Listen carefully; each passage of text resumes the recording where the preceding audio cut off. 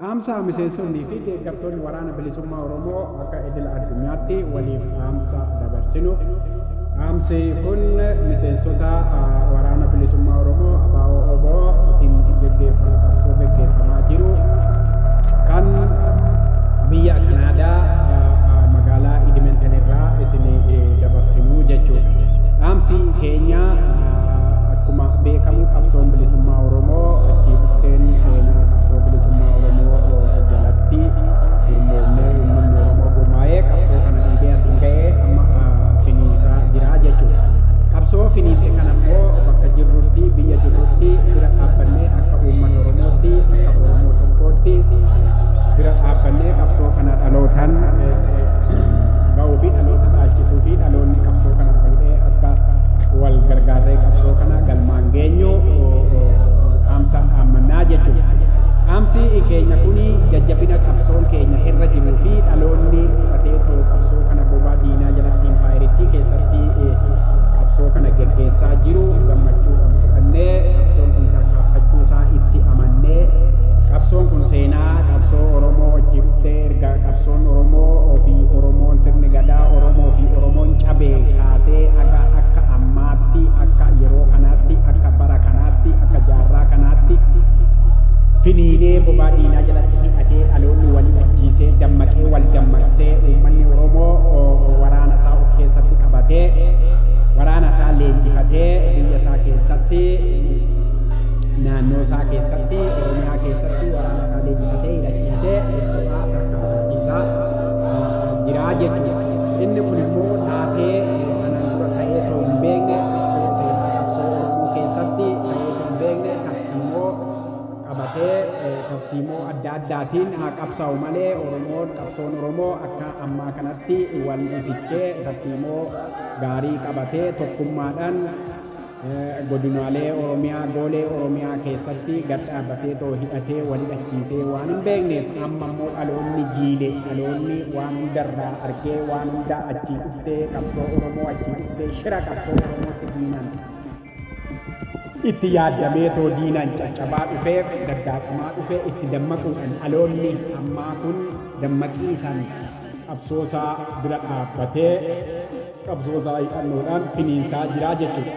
Isa kana bakka jirrutti biyya jirrutti qabsooftonni Oromoo fi uummanni Oromoo deeggartoonni fi miseensonni qondaalonni waraana bilisummaa Oromoo qabsoo Oromoo ABO'dhaan geggeeffamaa jiru kana bira dhaabbannee bakka amma jiru kanarraa akka tarkaaffii kana caalayyuu jabaatee itti fufu gochuun dirqama Oromummaa ta'aa jechuudha.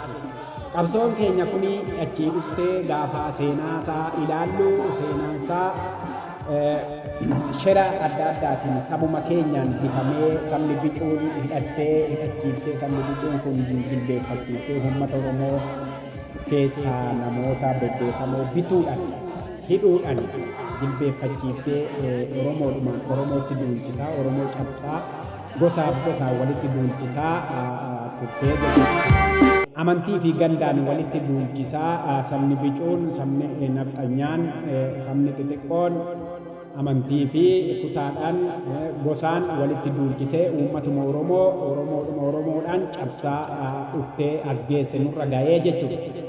Ammas waanuma kanatu deemaa jira jechuudha. Oromoodhuma leenjisanii Oromoodhuma irratti kaasanii Oromoon bilisoomee Oromoon bilisummaasaa afaan Oromoon dubbadhaa afaan Oromoo waan dubbadhuuf Oromoon bilisoomee kan jedhu inni aangoo qabatee inni lafa saamuu inni maafiyaan argitee gurubbiidhaan wal gurmeessitee nuti mootummaadha nuti mootummaa Oromooti jechuudhaan uummata Oromoo isa dammaqee maqaa itti moggaasuudhaan isa dammaqee eenyummaasaa fi sabummaasaa falmatee sabummaa fi eenyummaan faashiniidha qawwee hidhachuun faashiniidha waan ta'eef hin barbaachisu Oromoo fi Oromiyaa kan jedhamu hin jiru uummanni tokko maqaa uummanni Oromoo hin beekne biyya uummanni Oromoo hin beekne biyya Itoophiyaa jedhamtu fudhaa jechuudhaan uummata Oromoo cabsanii hammallee isumatti jiru jechuudha. Isuma kanaan dura Oromoon ittiin cabaa ture ittiin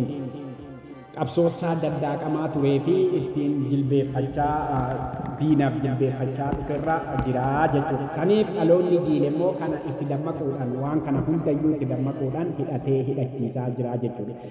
Qeerroo kanaan dura harka duwwaa harkasaa walirra qaxxaamursee dhagaa fi uleedhaan falmaa ture. Mootummaa abbaa irree, mootummaa Tigree, mootummaa Darbii kanaan dura darban impaayiriitti isa keessatti uummata gabroonfataa darban fuuldura dhaabbachaa ture. Harkasaa duwwaa fuuldura dhaabbachaa ture. Dhaloonni hammaa kun, dhaloonni jiile kun hoogganuudhaan, qabsoo Oromoo hoogganuudhaan qarree fi qeerroo ofitti fuudhuudhaan leenjisee hiriirsaa jira jechuudha. Kanaaf isa kana bira nuti dhaabbannee uummanni dila addunyaa akkuma addunyaatti uummanni Oromoo lafarra jiru yoo ani Oromoodha ofiin jedhee Oromummaa isaa ofitti amane qabsoon Oromoo kun dura eessa jira amma immoo eessa jira kan jedhu ilaaluudhaan qabsoo kana bira dhaabbachuun dirqamaa jechuudha. Dirqama Oromummaati jennaa jechuudha. Saniif qabsoo kana bira yoo dhaabbatte ofumaaf sabuma keetiif eenyummaa keetiif malee saba bira yookiin nama biraa yookiin nam tokkee biraa miti jechuudha. Qabsoo walootii, qabsoo uummata bal'aatii, qabsoo saba guddaati, qabsoo biyya guddaati, biyya Oromiyaa jedhamtu biyya guddaati. Saniif qabsoo kana bira dhaabbachuun ofuma keetiif, sabuma keetiif, maatiidhuma keetiif, dhalootuma keetiif malee saba tokkoof yookiin nama tokkoof yookiin biyya biraatiif miti jechuudha.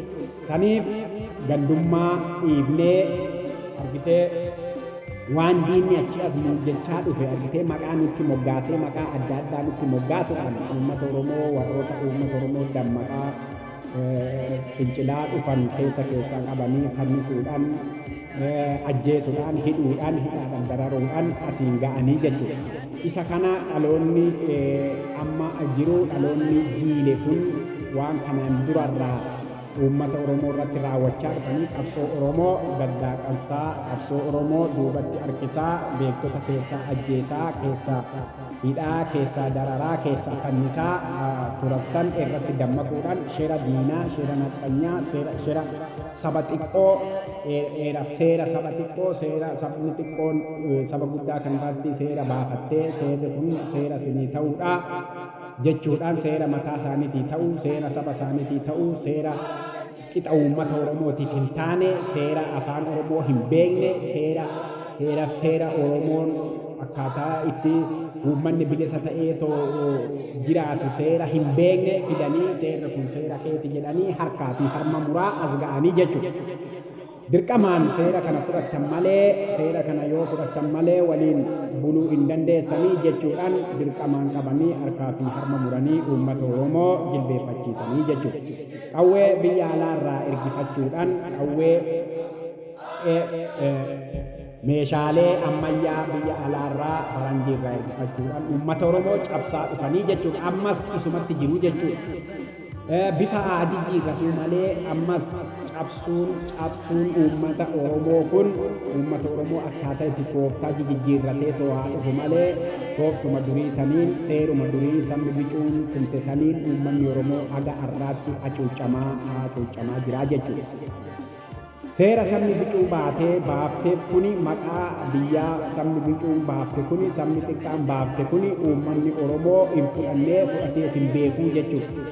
Erga sirni gadaa Oromoo fi Oromoon cabee kaasee haga har'aa amma nuti dubbachaa jirru kanaatti dhaamsa dabarfannaa jirru kanaatti uummanni Oromoo maqaa biyyaa fi seera biyyittii impaayiriittii san keessaa fudhatee too hin beekusi kiyyas jedhee too hin beeku jechuudha.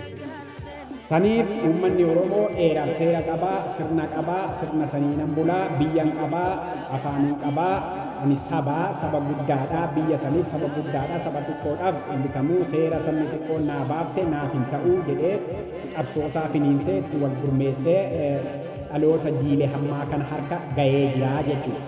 Saniif dhaamsi keenya dhaloota jiile hamma qabsoo finiinsaa jiru kana qawwee fannifatee gadi taa'ee addunyaatti qabsoo keenya mul'isaa jiru kana addunyaa waliin haasa'aa jiru kana qaama sadaffaatiin teechisee biyya keessatti bobaa diinaa jalatti qabsoosaa finiinsaa jiru kana bira dhaabbannee daran kana caalayyuu akka qabsoon kun finiinee too itti fufu gochuun dirqama Oromummaa, dirqama keenya, dirqama uummata Oromoo tokkoon tokkoo keenyaatii jechuudha.